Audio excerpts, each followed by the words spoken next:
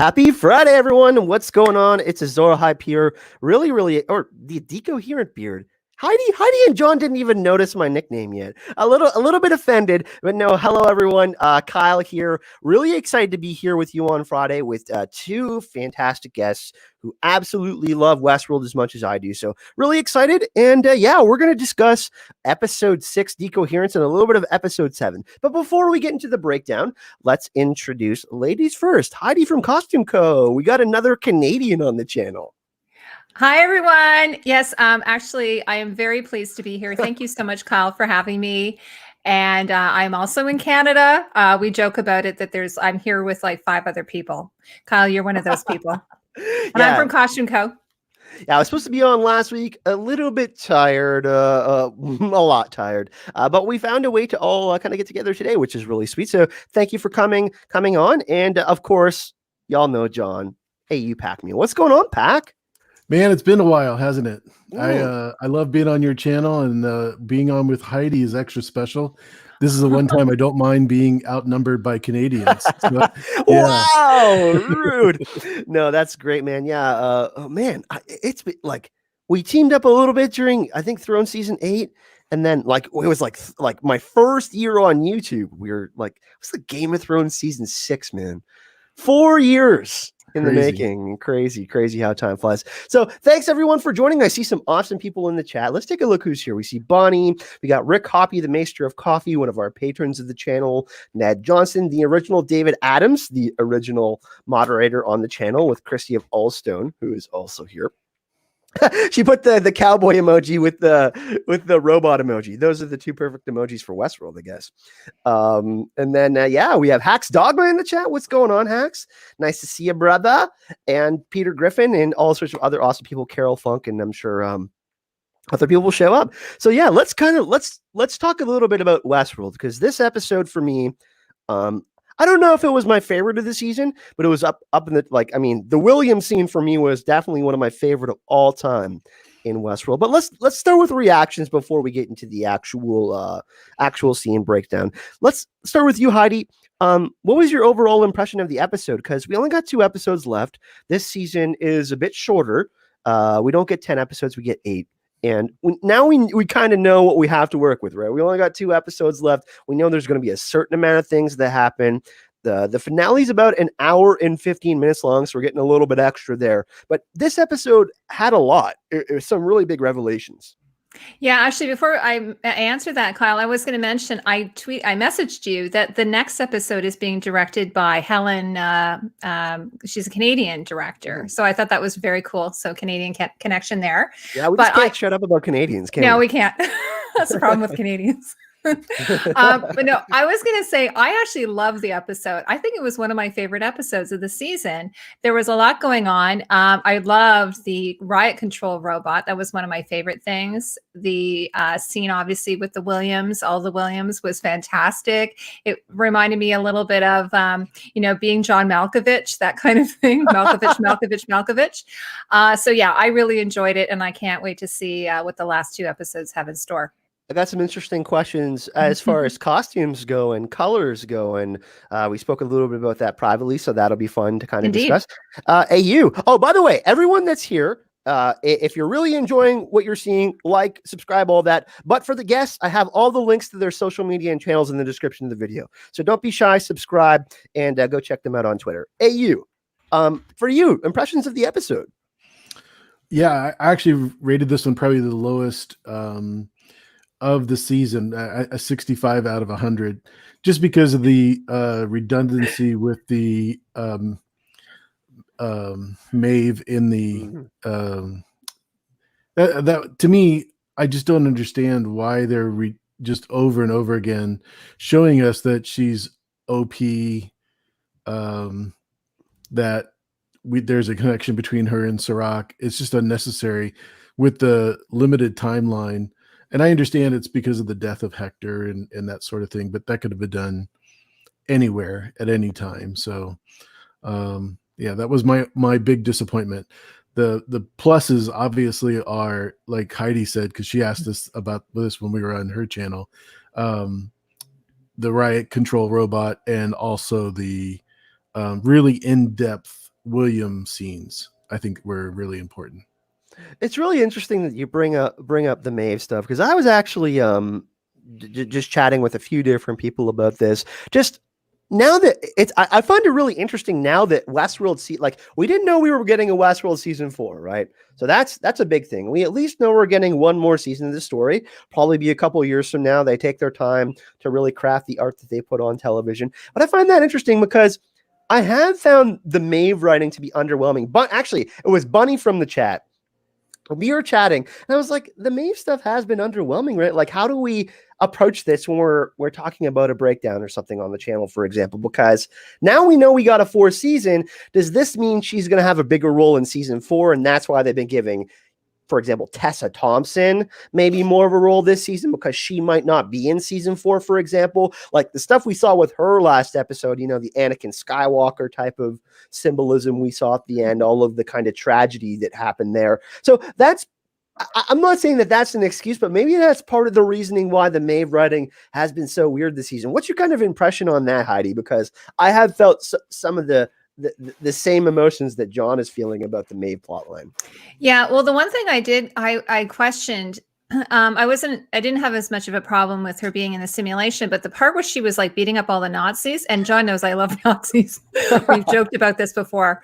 I love War World, but her kicking butt and everything. And I was like, what purpose is that serving? And actually it was my husband who said, well, maybe it's her, getting into shape, like getting ready for battle kind of thing. But it did seem to be a bit thin in my my opinion. So yeah, I'm not really sure what's going on, because last season, of course, she was Queen Maeve, yes, we rooted for her so much. And this year I'm not really rooting for her as much. I'm really rooting more for, I think I'm rooting a bit more for Dolores. It's what I kind of relate what's going on with Maeve is some of the writing that happened in Game of Thrones. Now, I'm not knocking the writers for Westworld, because I think they are top tier.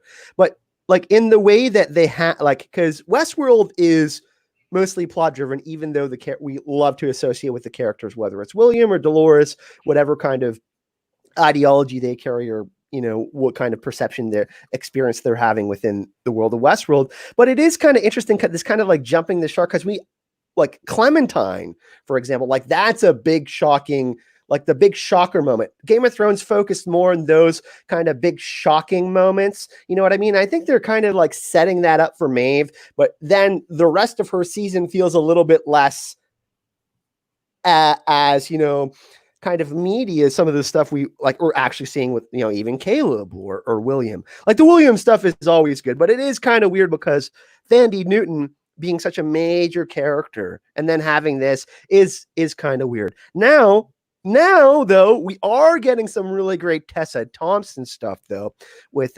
Chalores, as people are calling her now. That's what Heidi said privately to me, Chalores. I don't know if that's insensitive or not, but I think it's appropriate.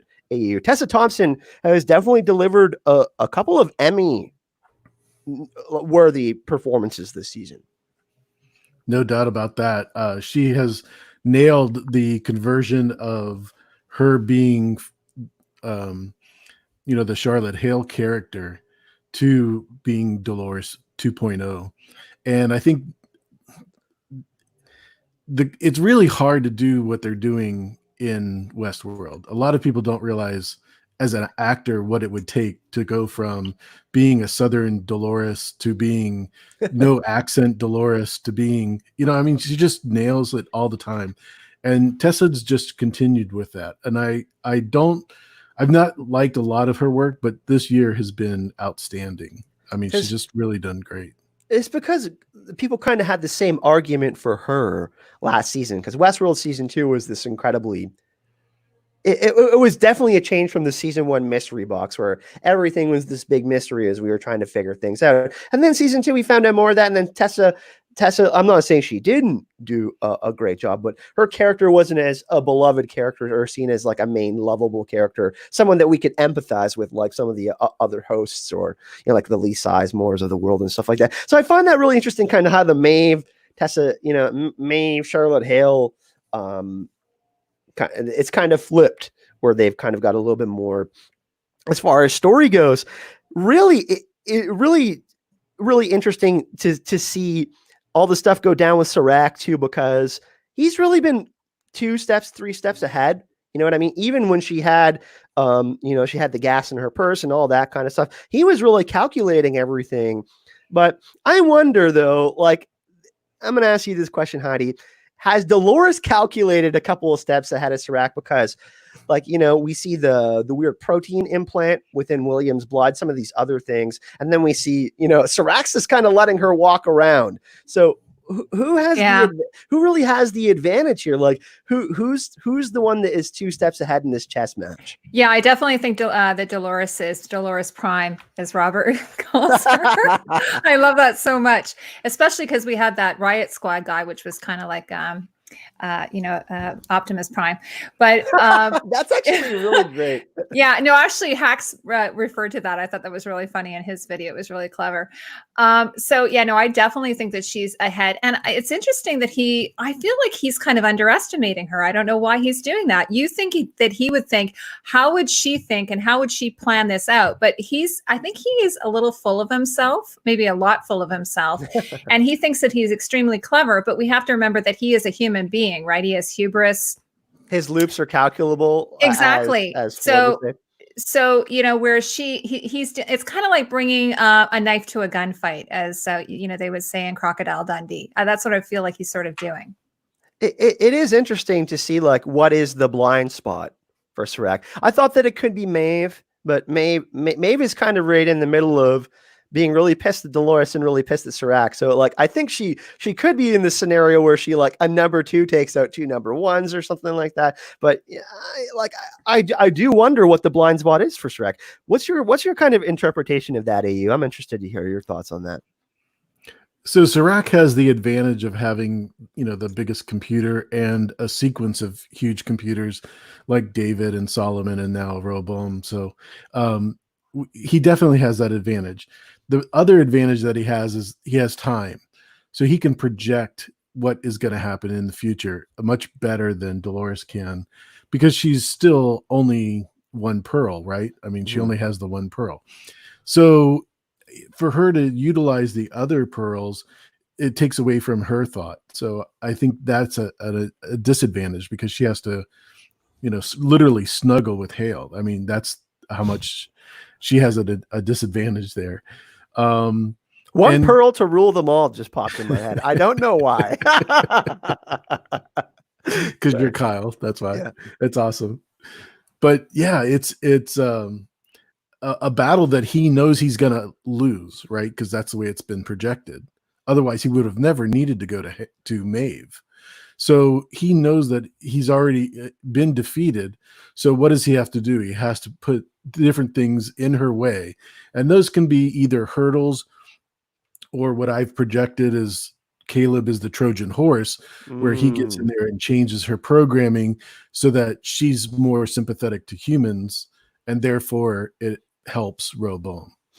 For those of you, some of you saw the kind of freak out video when I was appearing on House Burlington channel, the Sean Tanktoff's channel. Someone, I think it was his name was Simon. He posted in the chat. He said, "Hey, like, what if Caleb is Serac's brother's re-educated?" Because we have this kind of, I think Bernard is Arnold. We see a human consciousness and a host body, and we could see the other, something kind of similar going on with Caleb, and that would be interesting because I don't know if anybody's ever seen if y'all have ever seen the movie The Departed, where there's the mole in the police department, and then there's the undercover cop in the crime syndicate, and they're both looking for each other. There's kind of that game of cat and mouse being played in Westworld this season, so it's really interesting to see that at play. One thing that I do think I want to bring up, though, is that Vincent Castle has been terrific as Serac, and I wonder, since season 2 and season 1 are kind of seen as one arc,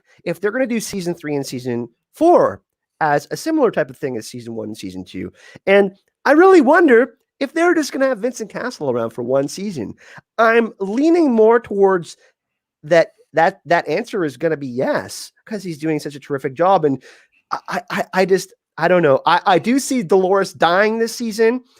I don't know if Serac, maybe her both. I'm kind of on the path that both her and Serac die, but Rehoboam prints itself or something like that. And then we kind of got like oh shit, like we got like Ultron or something like that. Bunny was the one who put me on that. But so let's kind of go down that path. Let's talk a little bit about that, because is Vincent Castle going to be a one season antagonist and then he's gone? I just can't see that, Heidi. I don't really know. I haven't really thought about it, to be honest with you. I love him. I think he's fantastic, but he doesn't feel like he's part of the core cast. So it is a possibility. It's the same with, I'm trying to think of an equivalent to last season. Who do we have? I mean, we had William's daughter. She was just a one season character. So it seems like it's possible that he would only be here. I was going to say one thing, by the way, that had come to my thoughts regarding Maeve. And that scene where she's in the simulation with Serac and the Valley Beyond scene? The Valley Beyond, exactly. And I had it in my mind that I feel like she's going to two-time him. Do you guys not feel like that? Like she's 100%. Got something up her sleeve. She's got it planned, because it just seems strange that she'd be like, oh, yes, thank you so much. Put me, with my daughter and reunite us. This is going to be fantastic. That doesn't seem like Maeve. So, so despite the fact that we are kind of a little disappointed with her maybe this season, I feel like there's something they're saving for us. Your thoughts on that? Yeah, really interesting. I'll toss this to you in a second, John. I find that really, because this is like the second or third, like this must be the third time, because he manipulates Serac. Serac manipulates her in the conversation in that beautiful bar in Shanghai with all the murals on the wall that actually have kind of, I believe it relates to the story of Solomon and Rehoboam, the murals on the wall, if you look closely in that scene. Oh, I'm going to. Definitely. And kind of that civil war in Israel that happened way back in the day. But it is really interesting because like Maeve, like the conversation that Maeve has with Dolores, like Dolores is pretty much being honest with her. You know what I mean? Even though Dolores wants Maeve on her side, and Serac has been like, listen, this is where you're going to end up here. And this is what's going to happen here. And he straight up said, we're not going to share a world. Like, I don't believe in us sharing a world. There's another world for you. Like, that's got to be in her mind. Like, she's got to remember that. Right, John? Because like that's specifically to say, so for Serac's character to say, I don't believe our kind can share a world. I don't know. I mean, that's a pretty big line. Well, not only that, you got to remember she's one of Ford's creations, and Ford is a devious dude. He's really not a straight and narrow kind of a thinker. And he's also pretty vindictive. He does not like the money men that are in the real world. So if he's in Maeve in any way, shape, or form, he's definitely going to destroy Serac. Yeah, there's definitely some parallels between Ford and Serac in the way that they have this sort of God complex in different ways. Ford in kind of this more controlled chaos, and Serac in this more deterministic way where he wants to kind of see every future that's determined. One thing that I did find interesting about the last episode too is the Rehoboam shot where there's like those 36 different rings, and then he like pulls out a file. Do you see all those like other rings in a row? And kind of speaking to the point that you made earlier, John, like Serac must have determined like thousands or millions of different outcomes for all of these different scenarios. Like he must have like calculated all of these things that could possibly happen in this war with Dolores, right? So it's going to be really interesting to kind of see how it turns out in the next episode, because it looks like in the trailer there's some pretty meaty stuff, and I don't know, like every scene he teleports out of there. His hologram just, he's like, okay, I predicted this, you know what I mean? But how many times is he actually going to be able to do that? You know what I mean? Like, I don't know. At some point he's going to be there in the flesh and be like, oh shit, I didn't calculate this, right? You're talking about when he was at the Delos main office. Delos main office, but also at his building, because remember the Palm Clemenchef character and Chalores detonated. I said Chalores. I always give the Loris after all, but Connell's detonated. Well, the other Dolores detonated the bomb, and he was in this kind of like Airbus type thing, right? So that's the second time that he's evaded real death, right? Well, you got to remember he was in Charlotte's office. Yeah. Yeah, he was in the building. Yeah, exactly. That's what I'm saying. So they just need to It's blow like, up the building and he's gone. yeah, exactly. Like, just blow up the Get whole those buildings this 300 riot time. guys, right? That's like Mr. Robot. Mr. Robot. Let's just blow it all up. I don't know if you guys Mr. watched Robot, that show. great Sure. show, one of the best Yeah. shows of all time. Absolutely. One of the most underrated shows of all time. For Yeah, those of indeed. you who haven't seen the last season, the last episode is just, it's mind-bendingly crazy, but it's just an amazing piece of art if you haven't checked it out. Yeah, I like this. The Serac character has been so interesting, and I mean, we only got 2 episodes left, so I mean, we saw some major almost saw major action in almost every episode too, which has been really fun. Heidi, what are your thoughts on that too? Because Tessa Thompson, you know, okay, no, this is a regular phone. No, we've learned to know that is not a regular phone in Westworld. Phones hold much more than we think. Yeah, it was fantastic. So one of the things that everyone really loved is how she used her jacket like a weapon.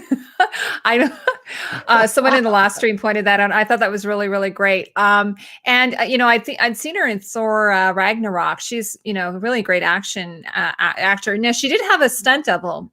If you guys watched the behind the scenes, that was right after the episode, right? Yeah. And I did kind of think one of my favorite things was everyone was going on about the makeup and her costume and so on. But one of the things I really loved is how her skin was on fire, which I'm assuming was done in post. But wasn't that cool, the fact that their skin would still burn like that? Because I'm pretty sure human flesh won't do that. It'll extinguish. And I'm just saying this because I've done burn tests on different types of fibers, including animal fibers. So usually it just kind of, she was like an ember. It was like an ember. You know, it was like an ember. Yeah. And you were even doing the Anakin Skywalker sort of parallel, right? You know, it's a great Buddhist saying, Heidi, is if you hold on to anger, it becomes like a hot burning coal. Buddha was that was one of his sayings. And it's kind of like, okay, well, now she's angry as F. You know what I mean? So that's kind of relevant. I don't think she's in a Buddhist state in that moment. I'm just saying.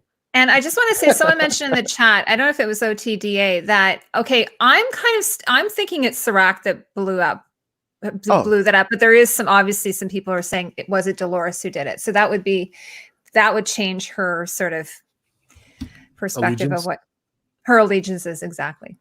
Perhaps. That puts Dolores in, like, it's Dolores, like everyone against Dolores. That's kind of how they're stacking it up, right, John? It's really interesting. One thing that I love about this season specifically too is the idea of the host living a life, like living in the host body of that person, but living the experiences of that person, like with someone said family, like we were seeing with Charlotte. We see her become empathetic and loving towards Charlotte's child and her partner. You know, that is, and like, look at, like, we haven't seen Musashi since the whole barrel milk scene, creamy barrel milk. But but that is something that's shown a huge effect, right? We see kind of earlier in the season this kind of fight between the host body and this empathy kind of trying to get out of the host body, right? Like this kind of battle going on within that. So it's going to be really interesting to see. I was so shocked to see that she was still there at the end of the episode, John. And that is she's going to, like, Anakin Skywalker, right? Like next episode.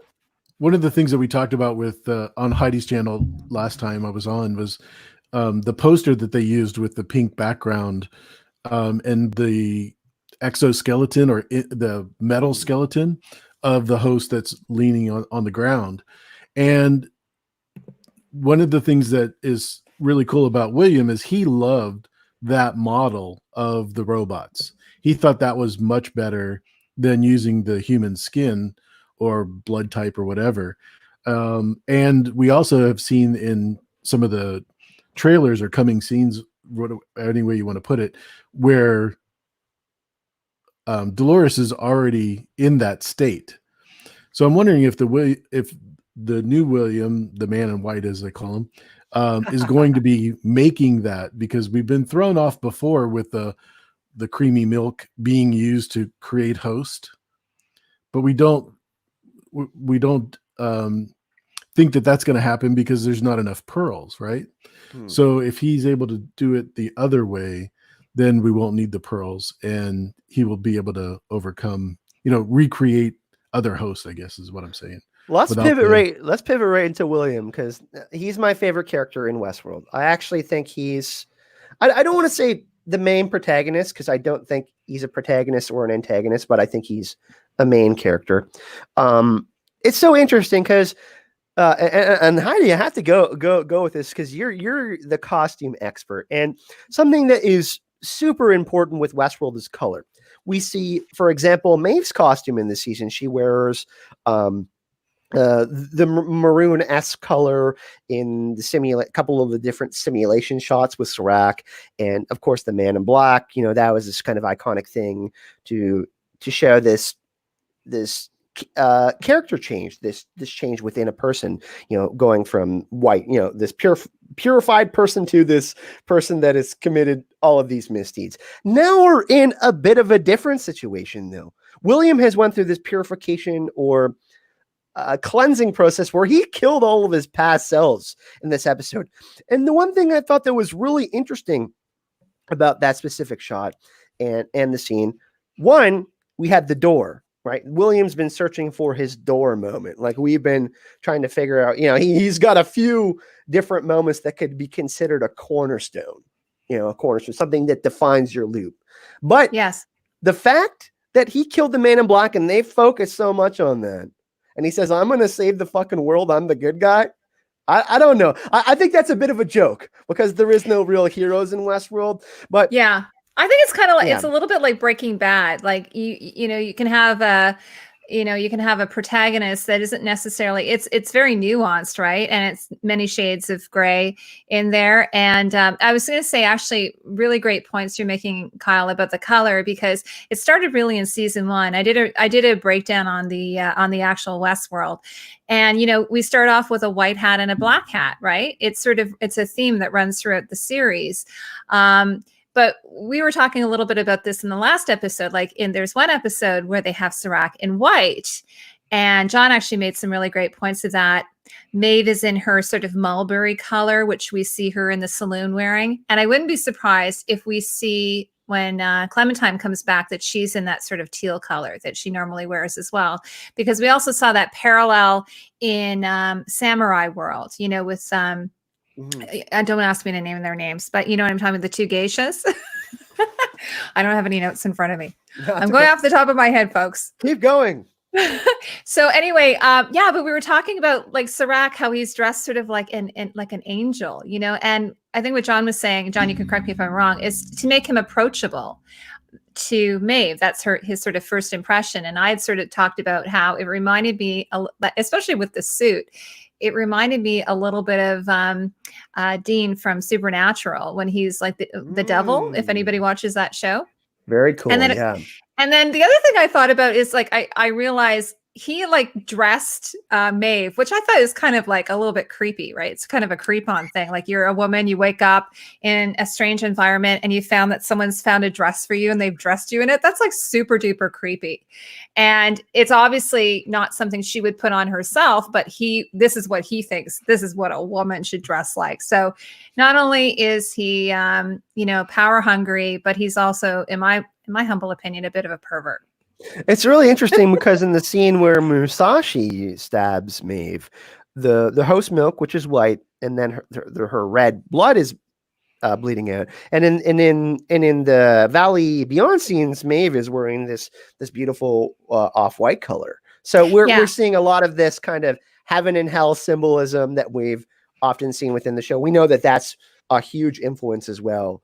Yeah, and that outfit she was wearing, that's from season 1. So they've done a very great, really good job of like, you know, continuity and making sure that everyone is back in.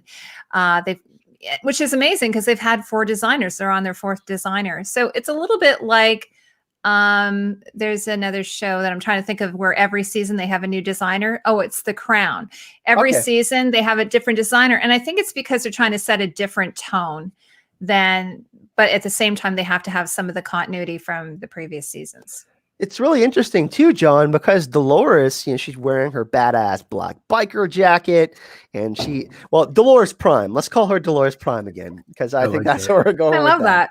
That's a hex. Evan Rachel Wood, by the way, just absolutely stunning. But yeah, like that is an interesting thing because we see Chalores I said Chalores. Wow.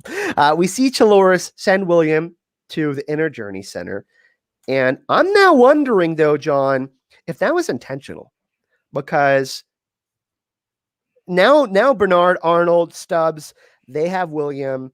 That was that part of a calculation of Dolores's plan, because like, look, when she is telling William he is in a prison of his own sins, it seems kind of odd now with the fact that she's sending Bernard there. You know what I mean? Like, those two things don't seem lined up. Well, it's lined up in the fact that not only is she able to hear what William is saying, you know, in regards to his conversation with his daughter, but then she's able to intercede by bringing him to this place and injecting him where he can be followed. So that way, even if he's taken somewhere totally different, she can still find him. And she has Bernard and Stubbs going there. Because I guarantee you, she is telling Stubbs and Bernard what to do. It's so crazy though, John, because Ford was fucking with William all this time, because William was searching for this answer to that question, right? And now he's done all this reflection. We see the conversation he has with the first healthcare practitioner who's sleeping with her patients. And he's been doing that ever since he was a little boy, and he came up on him when he was eating the jerky, remember? Yeah. I mean, he's been doing that the whole time. It's so interesting though, because people say, well, when Dolores went to the forge with the younger Delos, they said, this guy's irredeemable, right? But we've seen William with the capacity to make change. Episode 4 of season 2, we see him do that. In the scene with Major Craddock and Lawrence, he doesn't kill Lawrence's family that time. Remember when he's remembering his wife's suicide? And then he even admits, he's like, I can't change what happened. I made the choice. But then he's like pouring out emotionally. He's like, yeah, I killed my daughter. And you can definitely see that it's affecting him. Like, yeah, he's like, oh, I'm stupid. You know, I was confused. I can't believe I did that shit. You can tell he's feeling that. Well, we saw last year how deep of a thinker he was with the whole quoting of who was it? Poldark? No, not Poldark. That's the TV He's always reading Kurt Vonnegut books, though. Those are everywhere. Definitely way deeper than we give him credit for, because we've only seen him as William, the little delicate kind of a guy, and the Man in Black, who he turns into, right? Yeah. We haven't really seen the whole. We see some of the philanthropist side of him as well, in which he apparently was viewed as a good person, which is kind of surprising, right?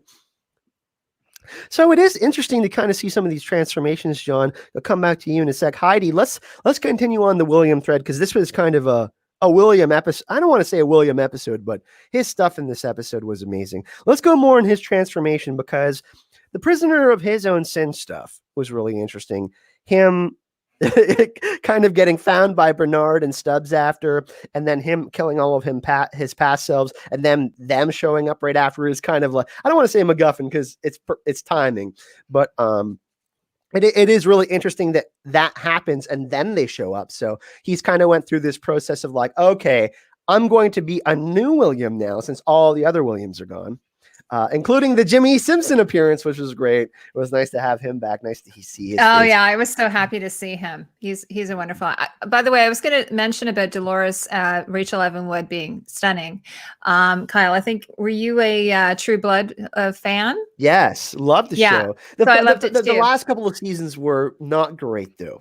Yeah, but the ones with her, like I think she's in season 3 or 4 or something. Anyway, but I found actually it was Mackenzie who found the pink jacket, but I found her motorcycle jacket. So I put that on Twitter. It's about $250, which actually isn't too bad. It's leather, so I mean, leather jackets are usually around that price or higher. But it's true. So, anyways, it is. So it's an off the rack jacket. A lot of the clothes are. But sorry, let me get back to what we were talking about for a second here, William.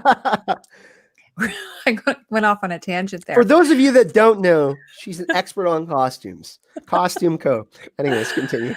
Yeah, and I love the scene where he's he's with the therapist, the one-on-one session with her. And we talked about this, AU and I talked about this, I think, in the last episode, that the two of them, he's sitting there and he's confessing. He's like unburdening himself. He's just like, giving it all. And then she's just distracted by her phone. And then of course to get terrible news, because she's had the info dump kind of thing.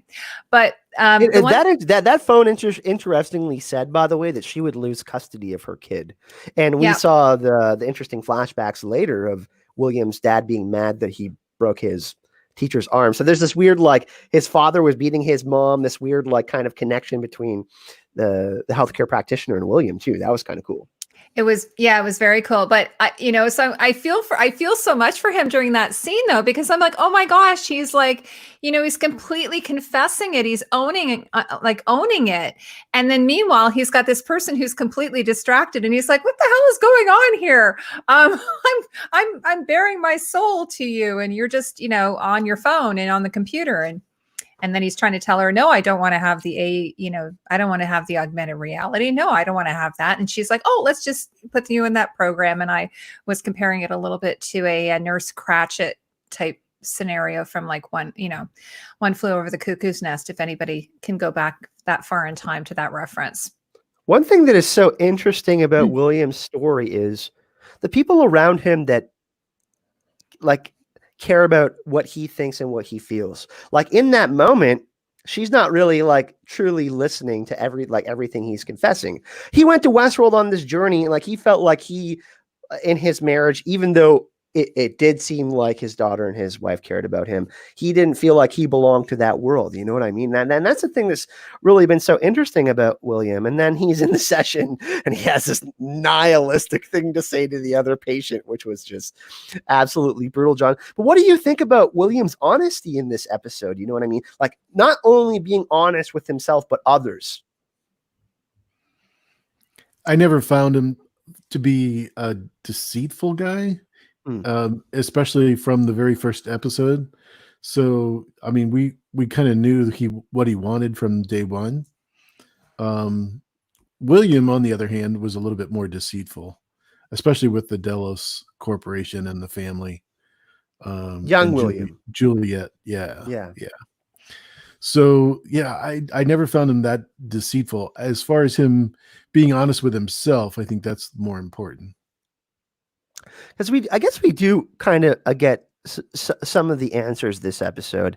I found it really, really quite quirky that James Delos was the one performing the group session. It was like this inversion of William performing the fidelity test, of course, on James Delos in the Riddles of the Sphinx episode and some of the stuff they focused on last season. So yeah, let's talk about the group therapy session in William's door moment before we move on to some of the other stuff, because William has been searching for answers for a long time. Did he make enough progress? Like this therapy session, is this the turning point for William, I guess is what I'm asking. Yeah, well, I was thinking about, I don't know if you guys know, back in the 80s, they had this thing where you confront your inner child. Does that sound familiar? It's sort of like this old, we all have an inner child. And he, so not only did he confront his inner child, but he beat the crap out of it.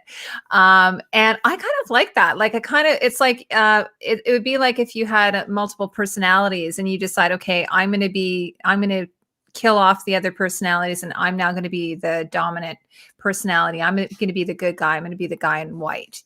The man in white, I should say. Also, 5 Williams, 5 Dolores. Yes, that's excellent. You know what's really crazy too? When me and Buddy did our breakdown, what episode was that? He came back. Was it episode 4? It wasn't Absence of Field. It was the one after that. I can't remember the name of the episode. But you know the whole chandelier scene, the bloody crystal in the middle. There's 5 around the bloody one. So I found that really interesting that maybe that was a bit of foreshadowing that we're going to see 5 Williams this season. Yeah, I was saying I said this before, that I don't think that Lisa Joy and Jonathan Nolan everything I think is intentional. There is nothing that they leave that there's an accident. It's all purposeful. The architecture, the props, the costumes, the lighting, it all has purpose. And so it's like, if you see something there, there's probably a good chance that it's true. At least in my opinion, that's what I think. Well, John, we saw the sculpture in Charlotte Hale's office, the one that's kind of doing that weird, I don't want yoga pose that is, but that was foreshadowing that we were going to see a burnt version of Charlotte Hale. That was kind of interesting, some foreshadowing. Yoga pose, yeah. So true, yeah. Yeah, you mean that the bronze sculpture, right, of the Yeah. woman, and she's bald, right? Yeah, she's bald. And Yeah, she's in sort of an outstretched pose. Yeah. Yeah, I saw that after the fact. I didn't even notice that. It was somebody else on social media who posted that. I'm like, oh my God, that's so true. We just need a little eternal flame going through her body, and that would have been perfect. Oh my God. I'm going to do a couple more shout outs before we go forward. I know you got a lot of great people in the chat that have been giving us great questions. Yeah, let's we'll get to some questions in about 10 minutes after we get kind of our wrap up here. Edward Martin Tubbs, Bunny, of course, who's been helping write for the channel and collaborating with me on all the Westworld stuff this year. She's fantastic. We have Aaron that's also in the chat. Let me scroll up a little bit here. Louise Brooks, thanks for joining. What's going on? And I already shouted out David. Yeah, so I think Steele was here earlier. And Tyler Hansen. I think there's Danny McKay. Said, yeah, there's so a bunch of people are John Haymaker's in there. Nice. Oh, Louise Brooks. Yeah.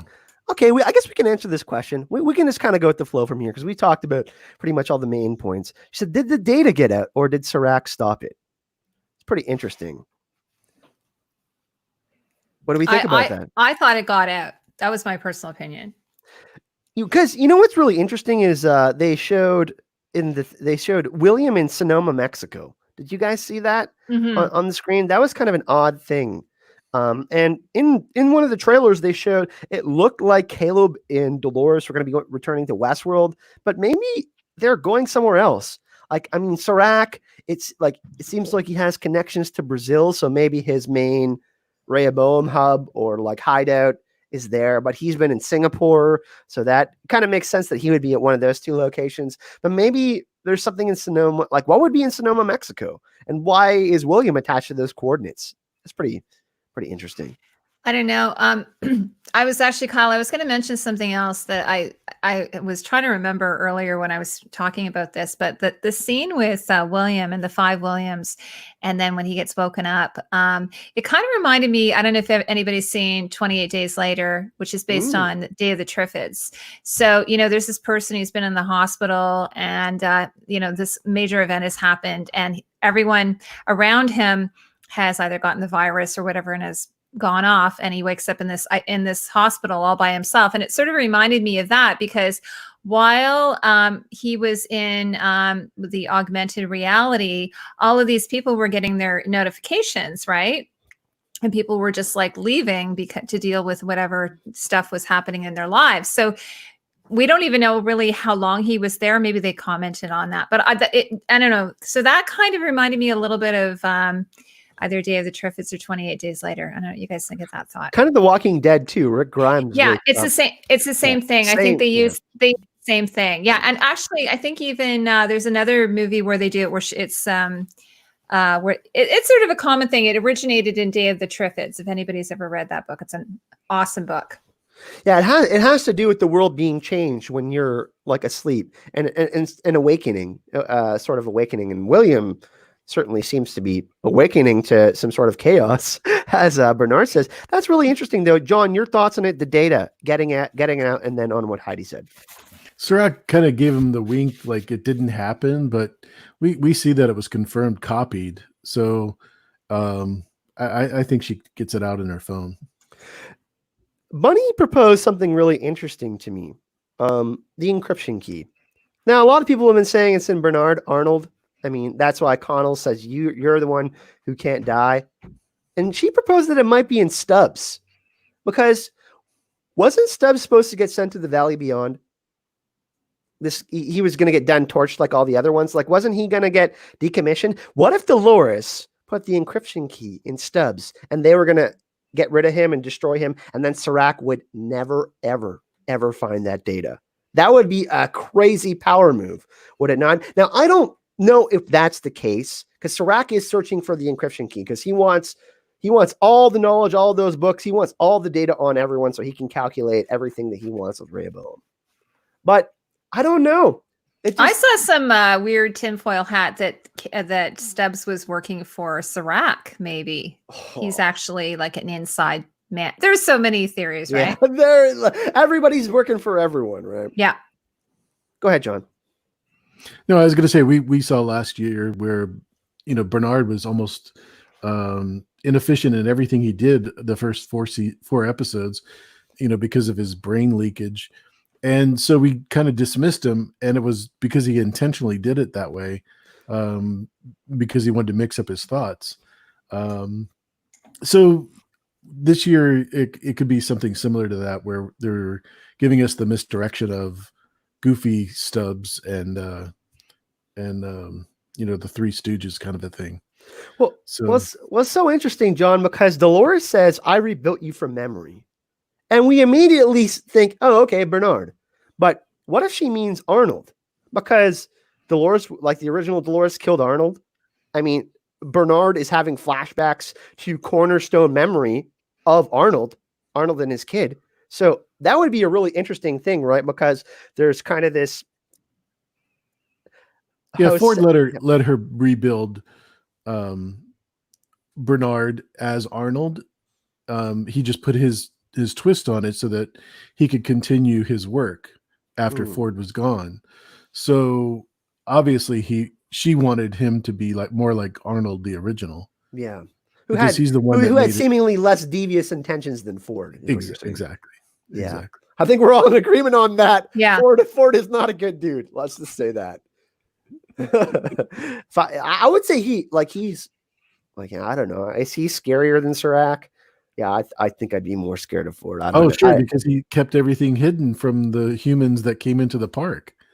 That was definitely something he wanted to do. There's been a lot in the chat. There's been so many different questions on Ford and just comments on Ford. Like Tubbs is like Dolores is Ford. He's been saying it every stream. I love you, Tubbs. I really don't know how to answer that question though, because Ford has kind of his fingerprint on everything. I don't think we're going to see Anthony Hopkins again, but Ford's influence, Ford's fingerprint. I mean, the whole touching the part of the brain. We got to remember to the scene where Ford is talking to Dolores about Michelangelo and discovering the shape of the human brain within the painting and all of that. So I assume that there's going to be some sort of Ford footprint, Heidi. Yeah. Oh, actually, now that you mention that, it was interesting, and this has been talked about by all the, everyone who's doing the videos, that about the graffiti with the maze. The maze, exactly. And I thought, and it was really great because it was just like a little, again, obviously purposeful, but just if you weren't really paying attention, you wouldn't have noticed it. Actually, remember the underpass scene with Caleb? Yeah. And Dolores in the first episode. If you go check out my first episode breakdown, I brightened the actual shot, and it's at right beside Dolores and Caleb. I watched your video. That was excellent. And by the way, I was going to say, I love your yin and yang that you did with Dolores, like Dolores Prime and Charlotte. Chalores. Chalores. Yeah. Because one is a blonde and one is a brunette, and then one had a bottom that was dark and one had a bottom that was light. And I was like, oh my God, I love that so much, because I did notice that. I was like, oh, I love the design of that. And then when you pointed out the yin and the yang, and of course, I thought it was like a Wyatt Dolores thing. And then it turned out that we did get more than one Dolores, just a lot more than I thought. Yeah, absolutely. Everyone's talking about the cape, by the way. Yeah. Everyone is crazy for this cape that is worn by Hale. And I did post that on Twitter. Again, Mackenzie is the one who gave me the link. It's not Tom Ford. It's it might be a knockoff of Tom Ford, but it's actually just a little jacket cape set you can get. And again, it's about $300 or something. And it was funny because I posted it and I had two friends who's like, I have that in black already, like two people. So obviously it's pretty popular. And if you're wondering why they would have gotten like an off the rack as opposed to, you know, a couture outfit, I would say they probably needed many multiples. Like they have the stunt double, and they would have had a walk on, a person who's for the camera as well. They would have had to do multiple tests, and they would have had to have multiples with different stages for blood and you know, prosthetics and that kind of thing. So that's my comment on the cape. It's really interesting though, the whole maze thing, because each season, like, you know, the first season was about the maze, and then we have the door. What is this one? You know what I mean? Like, is because we see William have his door moment in this season, but what would we say is the act? Like, what are they? You know what I mean? What are they going towards? Because it's trying to get out of the maze, trying to get to the door. What is season 3? What would we define that as, John? The fifth pearl. Who is the fifth pearl? That's all we want to know. Yeah, and who's the other body? The encryption key, by the way. Sorry, go ahead, Heidi. Oh, I'm sorry. No, I was going to say, well, this we'll probably find out, of course, in the next episode. Who is the helper of Maeve? Who's the other helper? Well, it's Clementine, right? We know one's Clementine, but there's probably Armistice would be. I would love it to be Armistice. Some people were saying they want it to be Lee Sizemore. Oh, he's kind of a wimp, though. He's got his cane. He has just kind of been like, he's like, I know I'm stuck here. So that was kind of an interesting comment. Heidi might be onto something, John. He did say, like, I know I'm in a simulation, so I'm just drinking at the bar. You know what I mean? He's got nothing to do. He needs a purpose, right? So maybe he does get out. Yeah, but who is he? He's Serac's toy to get to Maeve. He's not really Sizemore. Well, also, we know that Serac retrieved the other pearl from Connell's, and he was trying to extract more information from that whole conversation, right? He was trying to kind of see more of Dolores's plan, which sort of worked out. I mean, the Riot control bot ended up helping a lot out. But yeah, it's really interesting how that all turned out. Oh, Louise thinks it will be Shogun Armistice. That would be interesting. Shogun Armistice. Because we got Musashi. The dragon instead of the snake. She's got the dragon. Yes. We did get the Yakuza. Yeah, we did. You're right. And we don't have Musashi yet. We haven't seen him again since Musashi Loris, my God. I'm getting confused. That's a mouthful. The decoherent beard for sure. What are your thoughts on that, John? Well, because who's the other it's pearl? Shanghai. Yeah, who's the fifth pearl, right? Because it's, Shanghai, we have to have a Japanese underground criminal element to get things moved from one place to another where Serac isn't going to know. So that's a perfect undercover. Yeah, there's a lot of great comments in the chat. Mm-hmm. His cane is a gun like Penguin. Tubbs, you really certainly have an interesting imagination. I like where it's going. Bunny says, having Sakura side by side with her Doppelbot. Okay, it's a great term, which we didn't get in season 2 because Clem was with Dolores. Would be cool. That's interesting. Dolores Ahai. Oh my God. Delora for Dashi. Like, chat, come up with your most creative Dolores mishmash name. I don't know. I want to think of some sort of reward for someone that comes up with the most ridiculous version of it. Absolutely. That's a fun contest. Mm-hmm. So I think we talked about most of the main beats in the episode. Going to be really interesting to see where Charlotte Hale goes. The William stuff was really interesting. Obviously linking up with Bernard and Stubbs, and William being on Dolores' side. I mean, they have a lot more in common than they think. They do have this kind of animosity for each other because of the things that have happened, but they are mirrors to each other. I find they're very similar. Yeah, he's kind of like the foil, like he's like the foil to her, or opposite. Maybe she's the foil to him. Yeah. Let's talk a little bit about the next episode. You both have watched the trailer, the promo? Yes. So you mentioned the Dolores missing an arm, and then we see in the secret trailers before the season, Dolores, she's like putting her skin, like it's only like half over the kind of the other metal part of the body. So it looks like shit's going to go down. Serac has a gun to Caleb. What are some of the most interesting things that you saw in the trailer that are intriguing to you? You asking me or John? John. Yeah. And then we'll go to Heidi. I'd rather Heidi answer first. Okay, Heidi. John looks like he's in deep thought. He's like, which one do I Okay. talk about first? Well, one of the things I'm really looking forward to seeing, it's been teased a while, is what is going on with Caleb's, the guy he went to war with that died. What's his name again? Francis. I really want to know what's going on there. And hopefully, and also, of course, Caleb maybe discovering who he really is. There's something mysterious about him, right? Because he is definitely not that woman's son anymore. I don't believe that. Yeah.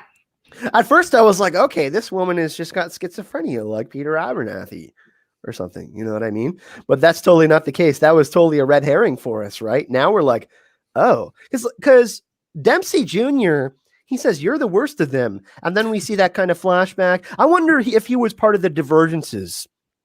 Because, Serac saying there's an outlier. There's someone that's going, cause some of these events. And we know he referred to his brother as an outlier, and he put his brother in the re-education center.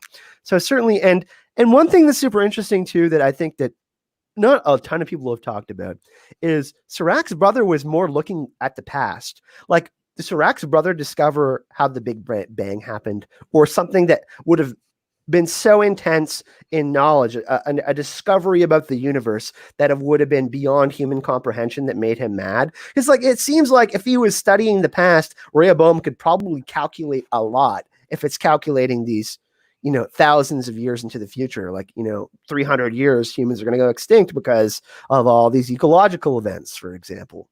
So it's going to be really interesting to see if like Serac's brother turns up too.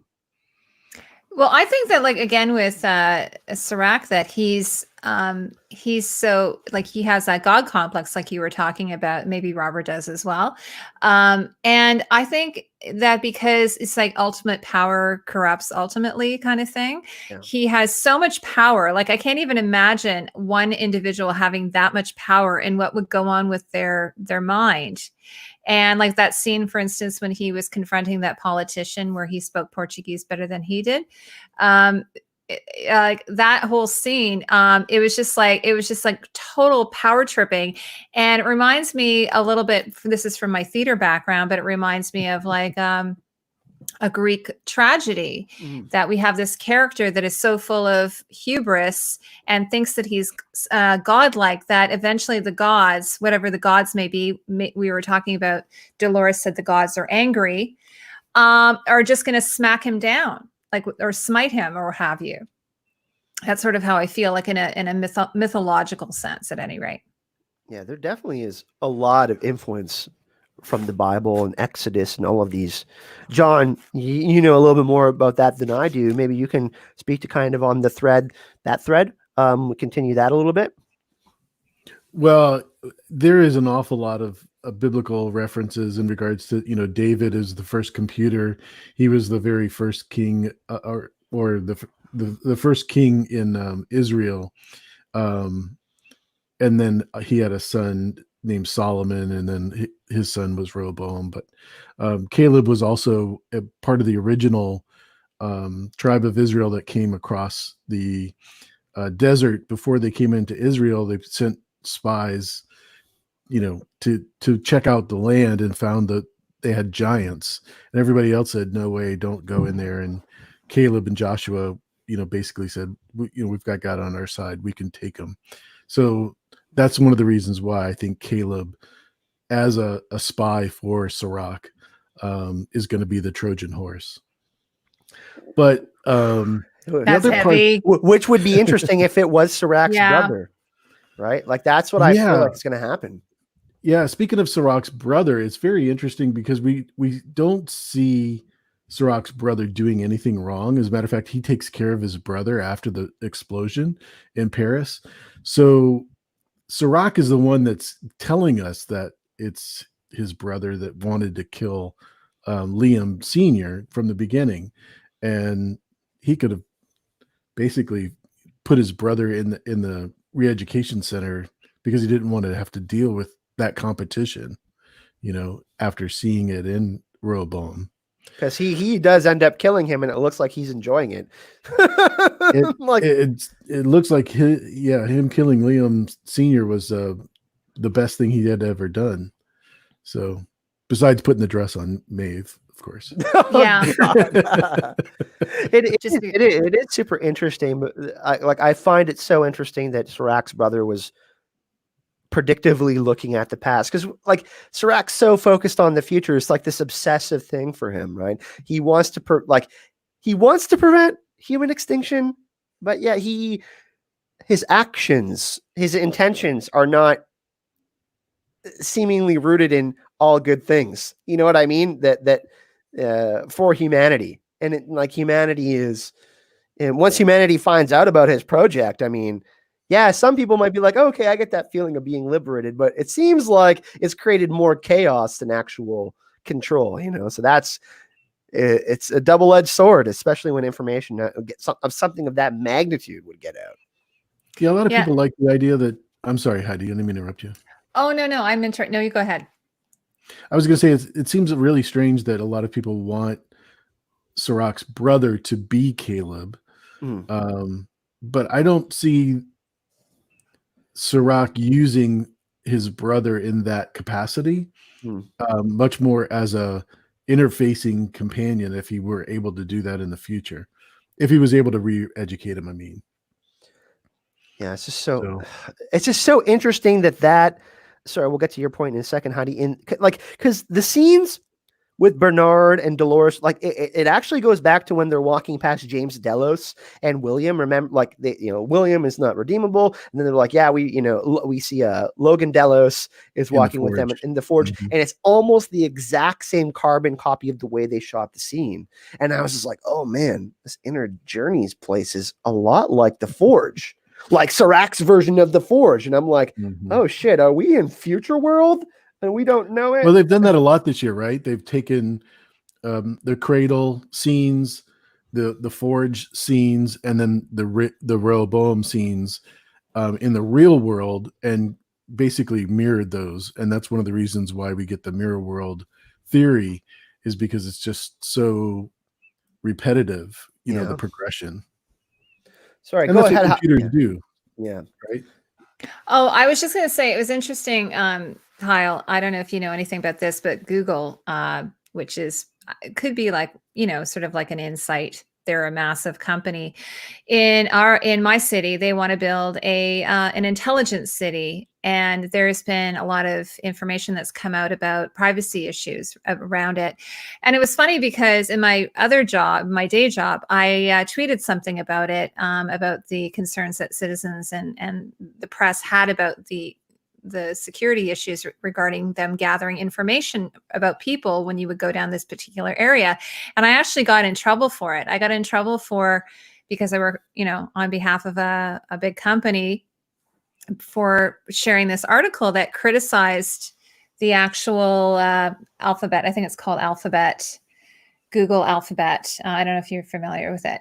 So I just think it's interesting, like stuff like this is going on all the time. And, in our country, a lot of times people will say, well, if you have nothing to hide, then, you have nothing to worry about, kind of thing. That's the whole blah, blah, blah, blah, blah. Right. So, this stuff is happening right now. And, it's kind of like I could see that in 30 years out, we could end up in a situation like that. I mean, maybe it's a little bit extreme, but it's not too far off from reality in many ways. Facebook collected all the data. We know that there's that huge, look at what happened in 2016 with the election. And what was that university called?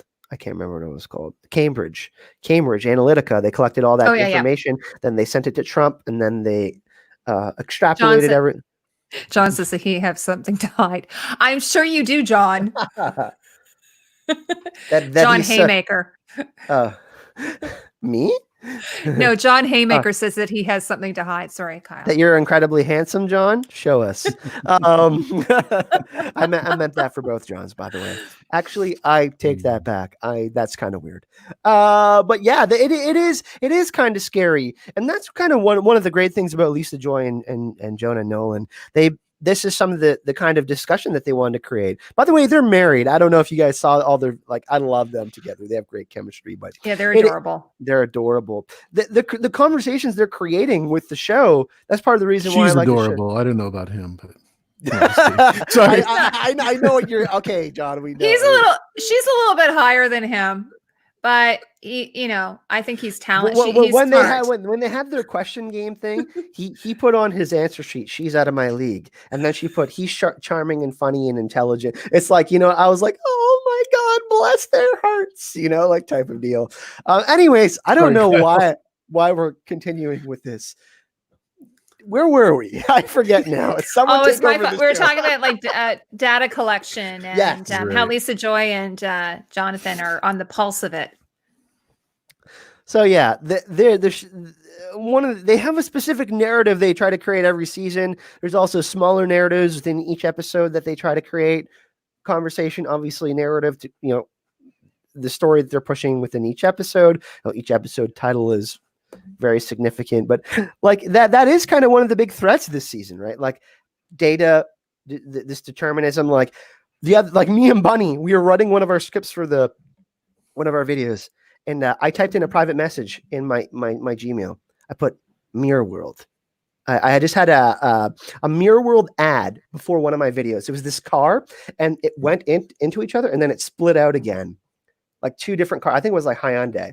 And then she said her child was looking at a mirror. I was like, okay, like, are like all of these predictive things that happen. It's kind of scary because like Instagram will have an ad for you, or Facebook, or something will pop up that like you're searching on Google, or you're chatting about someone in a private chat. And then that pops up in some sort of way in connection to what you were doing 5 minutes ago, or an hour ago, or just discussing over the phone. So it is kind of a scary time for that. By the way, I asked, my husband asked Google if we could rename her Dolores. And she said, "I'm sorry, you can't rename me." So try that. She said, "Hey Google, can we rename you Dolores?" She said no. And I had the same thing because we recently got a Google box, and I was talking about, hey, during the COVID-19, we should get an inflatable hot tub and put that in our yard, and just, we can hang out in the hot tub. And I swear to God, within like less than 24 hours, I had them popping up on my Facebook page, advertising to me. Mm-hmm. I'm sure you had some of that too, John, right? Like online shopping or something like ads. That happens to everybody. But I was just thinking of the commercial for Insight before the season started. And they said, this is the last decision you'll have to make because they decide everything else for you. Oh. It's a bit Big Brother. They're doing everything for you. You shouldn't have to do anything. You shouldn't have to make any decisions. So that's terrifying. Tubbs says, "I'm happy for that, Kyle. Saves me a search. You shut your mouth right now." John's just shaking his head. No way. Oh my God. I'm around Microsoft and Google and they're all crazy. Amazon, they're all just absolutely nuts. Yeah, it's crazy. In Seattle.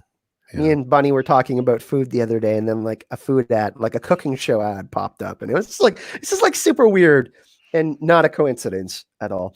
Yeah, it's really great in Minority Report. I don't know if you guys remember this, where Tom Cruise is, I think he's in a store like the Gap or something. And it's like, as you're walking along, it's trying to advertise to you, like, hey, would you be interested in this? And it's just reading. And I'm thinking, oh my God, we're so close to that. Oh yeah. I mean, it's like one of the really interesting comments too, from William to James Delos when, in the Rulers of the Sphinx episode. And James is like, "William boy, I'm ready to go out in the real world." And he's like, "No, you're not. I'm terminating your fucking ass, man. 2-3 years down the road, or like 5 years, we might have the technology to do this." And then it's interesting because we see him doing the fidelity test on William, and also very, very interestingly, the after post-credit scene of season 2, far, far into the future, where Emily, or someone who is inside Emily, is doing the test on William. So I don't know if we're going to find out more about that, but we kind of got like a little bit of a glimpse into that because, you know, Emily was there with all of his hallucinations with Chalores and stuff like that. I don't mean to put you on the spot, Kyle. I was just going to ask. Go ahead, Kai. No, I was just going to say one of the things I was going to mention regarding costumes that I loved was that James Delos was wearing the same sort of sweater, you know, that really, you know, like the type of sweater that an old man would wear. And the one that he was wearing, like for each fidelity, he was wearing the same one. It cracked me up. And I think he's actually wearing it in the park as well when he's talking to young William. It's just like he probably had a closet full of them or something. I mean, that just cracked me right up. He did a great job at Ozark. I love that actor. Oh, I've yet to watch that. I'm saving that for a rainy day. Oh, is he the drug dealer in that? He's one of the poppy. Oh, sorry. Growers. That's not. I haven't seen the whole season, like all of season 1. So, we got a donation in the chat. Danelle Peoples, catch you on the rewatch. Thanks, Danelle. Really appreciate that. John, you had a specifically. You said put me on the spot. Yeah, I was going to ask. You know, we often hate to come up with theories and hypothesis of who's who, but Heidi's pretty good at this. I just wanted to know from you what your crazy one is for this season. Me or Heidi? You first. I kind of know Heidi's, but yeah, hers is the new costumes. But no, just kidding. Yeah, the Caleb one is going to be, I think, the big bombshell. Something it's going to be something that really hurts Dolores. A lot of people said Teddy, you know, which would, but we have the whole Valley Beyond thing. So I think it's still a possibility though. So I think that would be kind of crazy because the whole shot in the head thing, right? Like William almost does it last season. So I thought I was like, oh, because there's a kind of a lot of there's a lot between William and Caleb and like the way the affection between those characters and Caleb and Dolores. I thought that Dolores might fall for Caleb, but I think that Teddy is still a possibility for Caleb. I think it's either Serac's brother or Teddy inside Caleb. So that's kind of my prediction for Caleb. It's going to be something someone that hurts Dolores that she does, like someone that's like Dolores couldn't calculate. You know what I mean? So I think she's going to be super surprised by whoever is inside Caleb. And I think those are the two possibilities. I don't have any theories this time. Which I know is unusual for me, John. Kyle, I said earlier that I'm going to do at the end of the season. I have a little bit of a harder time than some creators who can just sort of like put out a video. Often, even with Game of Thrones, I had a really difficult time doing it per episode. So oftentimes I'd wait till the season was over and then I would do my analysis from there. So I'm going to do an analysis at the end of the season. I'm going to just I think I'll go back and rewatch the whole thing. And I think everything I think will fall into place. You know what I'm saying? Yeah, I've been taking more time at like not getting them out on the Monday, Tuesday. I don't know how in deep geeking these other people do it, man. It's just awesome how they're able to record, adapt their thoughts, put them in a video. Like I've tried getting them out Monday, but I like taking my time too. I think that's actually a smart move. Like Hacks gets his out on like Wednesday. He's able to collect his thoughts. Alt Shift X gets his out on like Friday, Saturday. Of course, his videos are just like excellent. But I think that's actually a good idea. Like it can be kind of pressure based too as a creator trying to get it out, and you want people to create the conversation with people like that day because you know it's fresh in people's minds. So it is a lot of credit for doing it right after the show. It's like I don't even know how you finish watching, you know, the exit of the show and then come up with just being able to talk about the episode. Like I need to watch it like 3 or 4 times, or like 3 times is kind of the sweet spot for me. Because like the second time I'll like pause it and like rewind it and be like, oh, like that's kind of like an interesting tidbit or Easter egg or something like that. Then the third time I'll just watch it through like I normally would, like enjoy it or whatever. But it is a really impressive skill, John. Like these bigger creators, like it's like wow, I can't do that. Yeah, and like with Game of Thrones, I was having a hard time because a lot of times they didn't release the pictures, and I need to zoom in on them, especially when it comes to the costumes and everything. So the same with this. I think I need to look at it as just a big package. And that kind of is what costume design is too. Like you're looking at it as an entirety as opposed to just individual little pieces, So that's what I'm going to do. And that's why a lot of times I go back and I review old, like I'm doing a Star Wars video, which is real fun because then you can kind of go back and there's so much information out there and you can have a real blast with for a it. while. What's that? That's been out for a while, Star Wars. Yes, it's been out for a little while. Yes. They're dropping a Mandalorian season 1, 8 episodes, each episode behind the scenes, like awesomeness. I can't wait for that to drop. Clone Wars, by the way, for people who haven't checked that out, definitely go check it out. It's great animation. I think, we've discussed quite a bit on the stream here. It's been super, super fun. Just once again, want to point out to everyone who's watching, if you're enjoying this, feel free to like and subscribe. And also feel free to go check out Costume Co, Heidi, and John A.E. Packmule.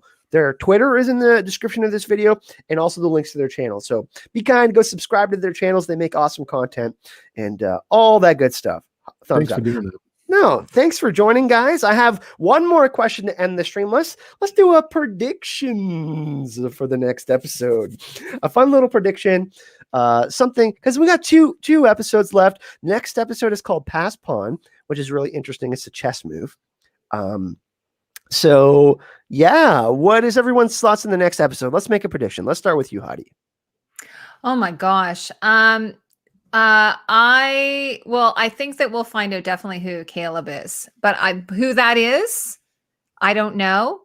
And the one thing I'd like to see is what they're going to do with Chalores' body. Is she going to make herself a new body, or is she going to just go on a rampage in the body she's in? That would be kind of cool too. Whew. What do you think about that one? So go ahead. She could definitely remake herself. With the metal body. Also, I definitely think we're going to get a Maeve versus Dolores. Really cool sword play. We'll also get a definite positive result of who Caleb is. They did it in episode 9 for season 1 and 2 with Bernard and the Man in Black, that kind of thing. So, I think we'll also probably get a little bit more of death and destruction for the people that work at Delos. I think we're going to see that. Really interesting stuff. I think that I think that the whole Dolores injecting William with that protein is super interesting. Something is really going on there. I think that Dolores, so they put all the William's blood in the system. I think that what's going to happen is William's going to be outside of Rehoboam. It's going to think that he's deceased, dead. And I think that William has some sort of key in bringing this down, because this season is a lot about the battle of free will versus determinism. And William's been asking that question, is my life mine? I don't think he's going to like what Serac's doing very much at all, especially with what he experienced in the last episode. And William's going to do something big. Dolores is in big trouble, by the way. That's, I think, we maybe could see her die. I'm still rooting for her. I don't care what anybody says. I'm still rooting for her. Now, I want to read something interesting. I want to get your interpretation. We're going to do one more thing. Episode is called Pass Pawn. And it says, in most endings, the main idea is to queen a pawn. But to do so, you must first create a pass pawn. In the first example, white can create a pass pawn. Of course, in chess, there are always exceptions. But in most cases, you should push the pawn that is unopposed to create a passer. So it's pretty interesting that the 7th episode of the season is called Pass Pawn. Dolores becoming a queen. We have a kind of king-like figure. We have this kind of paternal mother like Dolores in this season, and Serac sees himself and Rehoboam kind of as this father king-like figure. So what do we think is going to happen here with the Pass Pawn? That's pretty interesting, right? Yeah, and also where does Bernard, I know John's talked about that, that Bernard is key. Where is he going to fit into all of this? I think he has the encryption key, probably. That's probably why Connell said that, John. Well, you just mentioned the pawn. Who's the pawn? Stubbs Mhm. is the pawn, not Bernard. So that might be a bigger reveal for the Maeve as setup well. with the name. Well, I don't see Maeve as a pawn. Do you? To me, she's more like a She's being queen treated or. as one. Hmm. It's going to be because this episode title is going to permeate through all of the different POVs we see in the next episode, right? Like it has some sort of meaning to all of the different plot lines. So I'm just curious because Maeve is a powerful character and she's kind of like, eh. And then Caleb is like, Caleb's name roughly translates to dog or loyal follower, and he's kind of a pawn for Dolores, and she like all these people are using other people to get what they want. So it's going to be interesting to see what the pawns do. Yeah, Dick Cheney in the chat says Caleb must be the past pawn. Ooh. Yeah, it's gonna be a really interesting episode. I think by the way, Evan Rachel Wood said this is her favorite episode of this season. Oh, really? The one that's coming? The one that's coming, not the finale. Yeah. The next episode, and that's the one that's being directed by the Canadian. Mm-hmm. Helen Shaver, who used to be a pretty pretty well-known actress. I did a show with her, by the way. That's about 20 years ago. Yeah, I did a Canadian show. She directed it, so that is my little connection to Westworld. Nice. My very small connection. So this has been super fun, but what I would like to do is Heidi kind of opened a cool idea for me, and what I would like is to have both of you back together at the same time, and let's do an after Westworld season recap. Maybe a couple weeks after, 2 weeks after or something, and let's do another stream. I love it. Chat, what do you think? I think Chat will say Chat's mostly amicable to more streams because they're always asking for more streams. But awesome, putting them on the spot, they're saying yes. So that sounds really fun. Thank you everyone for joining us today. It's been super fun to team up with John again. Thank you for coming, John. What's next for you, man? What's going on with you, brother? Well, before we get into that, I just wanted to say congratulations. I know you've just passed your 5-year mark on being on YouTube, and I can't say that I have to take any credit, but I was there at the time, so it was just really awesome. It's been a fun ride for you. I know it's been a long ride for you, but it feels like, literally for me, it feels just like yesterday that we were just in the chat with other YouTubers. So really great to see you grow, brother, and I hope that you go all the way. Hell yeah, man. I'm hoping for another 4 years. If the kaiju don't come around and kill us this year. 2020, 2021 is my year, everyone. But yeah, no, thanks, John. I really appreciate that. It's been really interesting, man. I never ever thought that I would 4 years on YouTube. Jeez. At the start, I did it just as a thing to keep me busy with my back injury. Now we're here and it's been great. And, Thrones is gone, but there's other great stuff to talk about, like Westworld and The Mandalorian and The Witcher. So hell yeah. Thanks, Absolutely. John.